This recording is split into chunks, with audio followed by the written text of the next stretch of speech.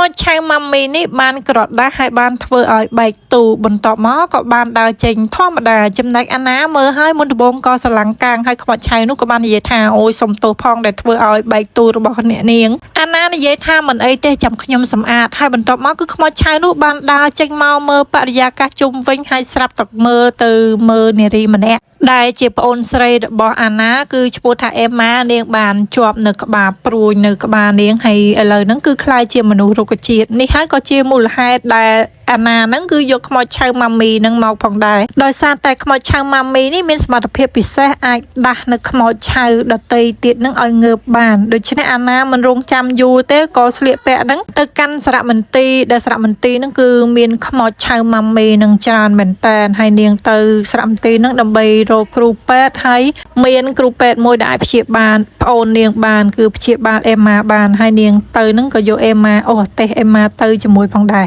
ទៅដល់សារមន្ទីរនឹងជាប់សោខ្មោចឆៅម៉ាមីនឹងក៏ប្រើវិធីសាស្ត្របើកសោហើយក៏ជួបអ្នកយាមខ្មោចឆៅនឹងក៏សណ្ដំចិត្តអ្នកយាម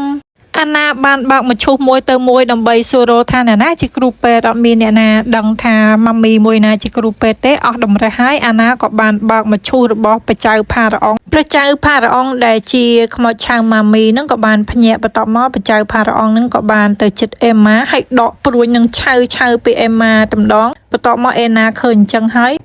នាងស្រែកប្រាប់ថាមិនក៏ធ្វើអញ្ចឹងបន្ទាប់មកខ្មោចឆៅម៉ាមីហ្វេរ៉ូនឹងក៏បានថើបអេម៉ាហើយអាណាសួរថាធ្វើអញ្ចឹងបានលទ្ធផលដែរចាអេម៉ាគឺបានងើបមកវិញ